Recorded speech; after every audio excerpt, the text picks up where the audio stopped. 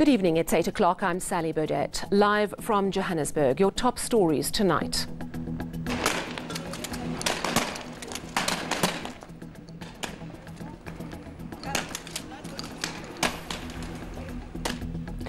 The police minister has confirmed he will visit Westbury tomorrow at noon. This after a day of clashes on the streets between police and residents.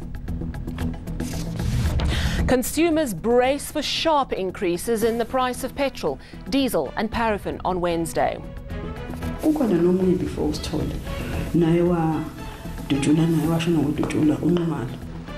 Richmond's local municipal manager is living in fear. She's been warned not to block a 10 million rand road construction tender.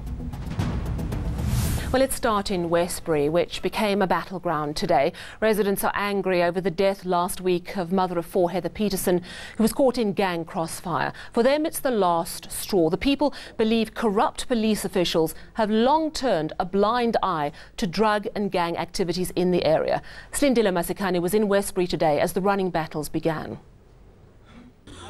They're looking for violence, they're going to get violence. Westbury residents returned to the streets on Monday to continue voicing their concerns. And yet again, things quickly took a turn for the worse.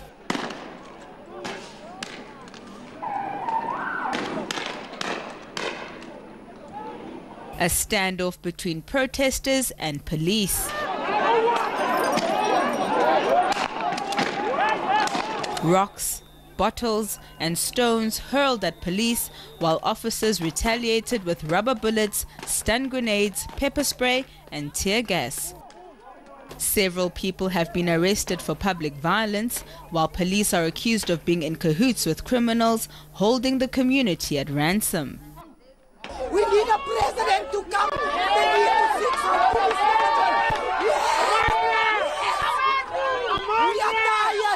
We are tired of the policemen that are under the payroll of the drug lords. We are tired of our sons and our daughters and now even mothers dying. We are tired. We are calling on political leaders to come to our aid. Help us! Help us! When we've got real problems, they don't deal with the real problems. When we call them, there's never a van. Oh, we don't have the vans. We don't have transport. But to come and shoot at our people, this is what they enjoy. David Makura, the province's premier, has acknowledged last time that they've neglected some colored areas.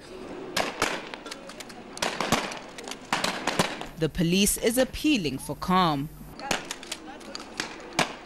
If there are people who they feel that they are corrupt, they must report those incidents. The police will make sure that they refer the cases to the relevant authority who are going to investigate such cases. So we are appealing to the community not to continue to take the law into their own hands.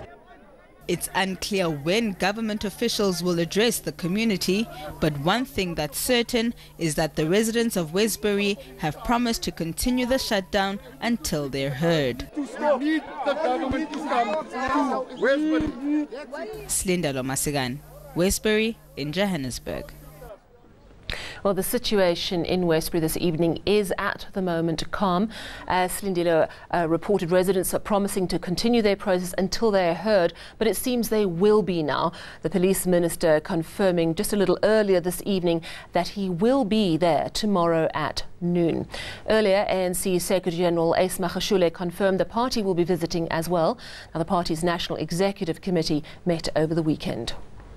We will be visiting all these areas where there have been violent protests, including Westbury. We have already visited some of the areas in Cape Town.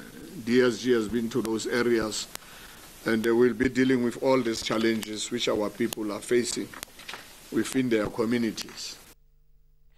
Better fill your tank tomorrow. South Africa is bracing for Wednesday's record fuel hikes, which will shoot the price of petrol over 17 rands a litre. 93 and 95 grades of petrol will increase by 99 cents and 1 rand a litre respectively. Diesel will rise by 1 rand 24 cents a litre. Illuminating paraffin at wholesale level will go up by 1 rand 4 cents. Now, the Energy Minister cited the weak rand and the increase in the price of crude oil as reasons for the hike. Let's take a look at how much fuel has increased this year. The lowest price for 95-octane petrol this year was in March, when the price actually decreased by 36 cents per litre, the last decrease seen this year. In March, we paid 13 rand and 76 cents per litre. Since then, the price has shot up and will be 17 rand and 8 cents from midnight tomorrow. Diesel shows a similar surge since March this year, but the increase was even steeper, pushing up transport costs and, in turn, prices of consumer goods. The price shot up from 12 rand 9 cents to 15 rand 64 cents per litre in Gauteng. This shows how much more you'll be paying per litre from midnight tomorrow, a whopping 3 rand 32 cents per litre for petrol and 3 rand 55 cents for diesel. And to add to that surge, since March, VAT went up from 14 to 15%. We feel so under pressure because we don't see we're going to survive on this fuel hiking. Each and every month, we have to know that we have to put more cents in fuel. And we're working with these cars every day, so I don't think we're going to survive on this thing. I think government must do better than this. It's already difficult as we speak because, I mean, even now, I have to pay double than what I was paying before because it already went up as we speak. I can't be able to pay my school fees, my child's school fees as well. So for the fuel to go up with the rand, it's going to be very difficult. Well, let's take a quick look at other news making local headlines today. The Verona Magistrates Court will decide tomorrow whether Kessie Naya will undergo mental examination. Naya posted a racist rant on social media calling the president the K-word. Now, he faces a charge of crimen injuria. The state wants Naya to undergo psychiatric assessment, as do his family, who say they've been worried about his mental state. Metro rail services in KwaZulu-Natal are back up and running following a province-wide shutdown due to vandalism. About 2 weeks ago, commuters vandalised the Umlazi train station. No arrests have yet been made, following damage estimated at 8 million rand. Passenger Rail Agency Prasa says security has been beefed up at all stations. Now to the KwaZulu-Natal Midlands, where Richmond's local municipal manager is fearing for her life. Bongiwe Nikati is receiving text messages warning her not to block a 10 million rand road construction project in the area. And she has good cause to be worried. Her predecessor, Sibusiso Sithole, was brutally murdered in broad daylight last year. Richmond municipality is one of the most volatile in KwaZulu-Natal and is plagued by infighting. Sipamandla Goge has the story. Death threats against the Richmond municipal manager come just less than a week after the release of the Mwerane Commission report into political killings in KwaZulu-Natal. At stake is the 10 million rand project to tar this gravel road in Ward 6. The text message to Bongiwe Mnikati reads, "We know all your movements. Very soon your family might lose you if you become a stumbling block." One of the findings of the Mwerane Commission referred to the awarding of contracts as the main reason for political killings in the province. Nisabela kakhulu ngoba umuntu uzabethu kade khona usithole wahamba ngendlela yayo ukulinyazwa kwakuyisemini ngalesikhathi mangizwa ngoba ngangingekho ufuthi ngangakaqanana la but ke kuyasho ukuthi kwalimala nje mina kube khona futhi omunye engithe mangi ngoba phela ukusaba usuyeza machayibo kukhona nomunye before usithole naye wadutshula naye washona ngodutshula unqumalo nawo uma usuthola ama projects anje ama SMSs anje kwenza impilo yami ngisabe ngempela angazi kuzokwenzakalani angazi kuzokwenzakalani really ngoba into yamathenda all over i problem nakhona kuphela la eRichmond into yamathenda nje all over i problem. Sibusiso Sithole's killers are yet to be brought to justice. Ngisole ngathi into yangaphakathi ngoba ikhuluma ngo phase 3 we project iphele iphinde ikhulume ngomhla ka8 of which umhla 8 into engiyaziyo umhla 8 ukuthi kune case ekhona of one of the officials la engi main witness. She says those threatening her seem hell-bent on continuing with the project. Ithende ngiyikhwirisha ukuthi uzoqhubeka kanjani nento engazange advertise kahle. Ngoba uma usubheka uzogcina lo muntu awadiwe. Uma ngabe usuthi usuyayimisa usuyafa. Ubani uzosayina egcineni ngoba vele angizange advertise. The municipality has been plagued by instability, leaving the community concerned. Irishmon mina ngiyadideka. Bokhona usithole la imanager. Nayo ibulewe. Ubani kanti ofunekelayo? KwaZulu-Natal police have confirmed that they are investigating a case of intimidation. Siphamandla Goke, Richmond, KwaZulu-Natal. Still ahead on eNews, we'll bring you an update on the devastating Indonesian earthquake, where authorities are battling to free dozens of people trapped under collapsed buildings. And of course, we'll also have all your money news with Heidi Jockers, and it's not just bad news, I'm glad to say. Yes, Sally. So the rand performed well today, not going over the 15 rand to the dollar mark. That and more in just a moment.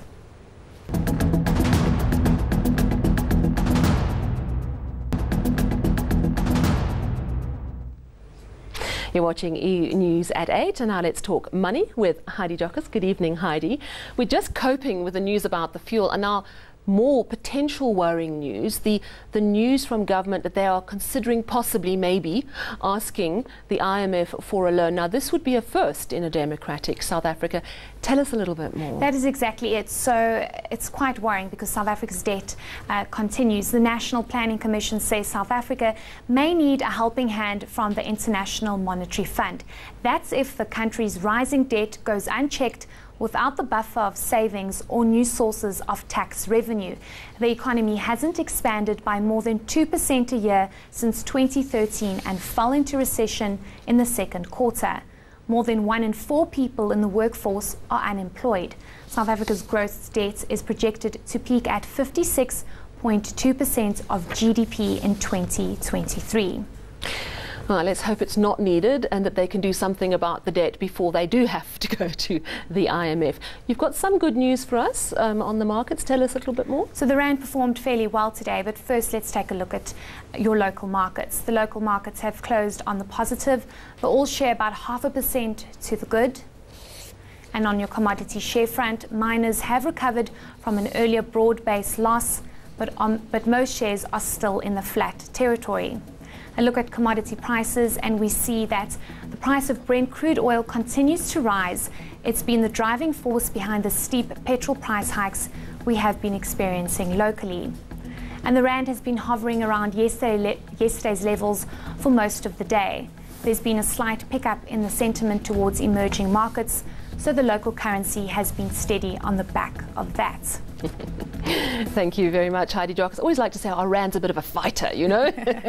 Thank you very much for those updates. Thank you. Let's take a look now at stories making international headlines. Almost 850 people have been killed in an earthquake and tsunami which hit Indonesia over the weekend. A 7.5 magnitude earthquake triggered a tsunami near Sulawesi Island. Now, authorities are still battling to free dozens of people who remain trapped in the rubble of collapsed buildings. They are also trying to evacuate hundreds of thousands of people who are still in the area.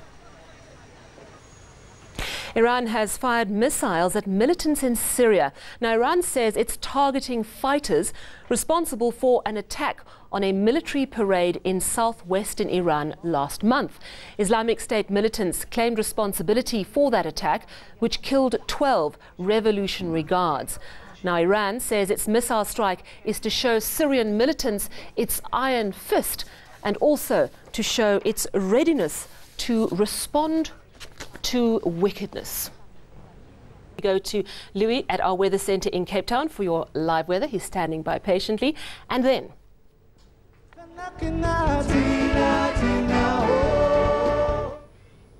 a newly renovated home to celebrate Cape Town's rich and diverse cultural heritage.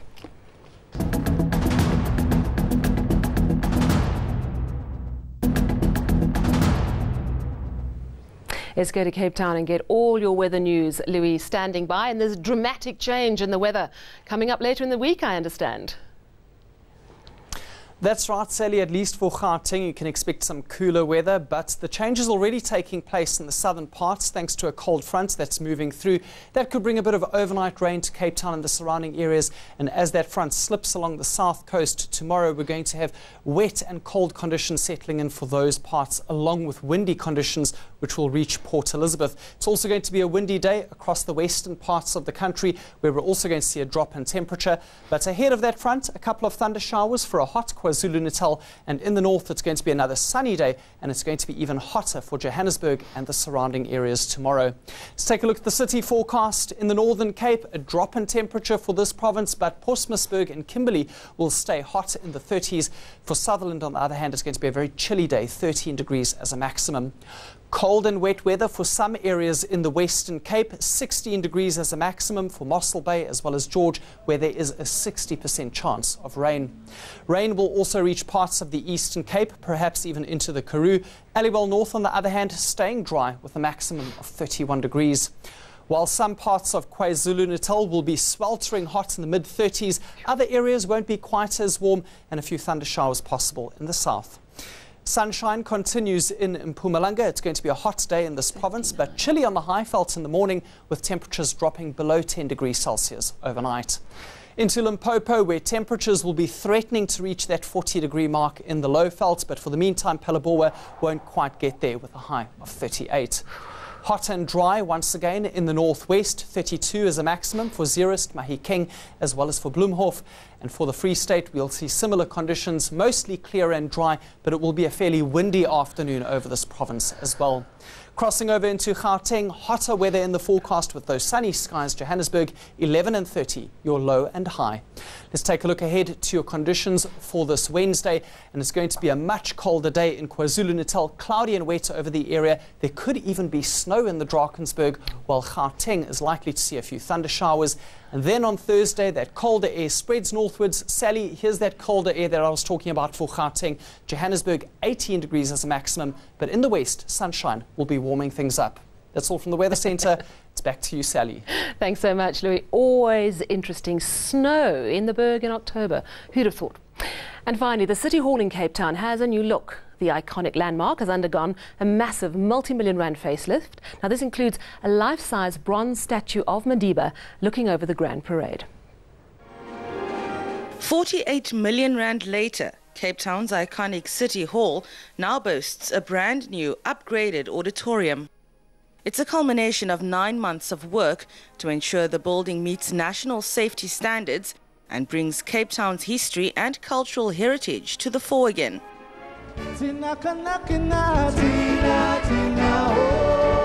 And culture was high on the agenda at the official launch to close Heritage Month.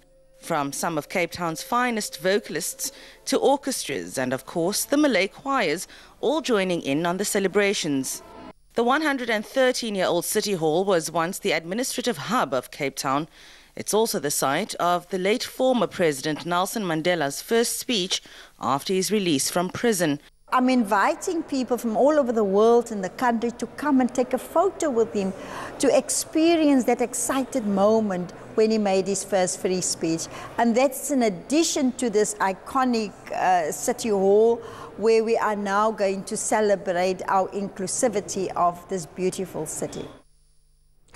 Before we go, let's recap your top story. The police minister confirming he will visit Westbury tomorrow at noon. This after a day of clashes on the streets of the Johannesburg suburb between police and residents. From me and the team, it's a very good night.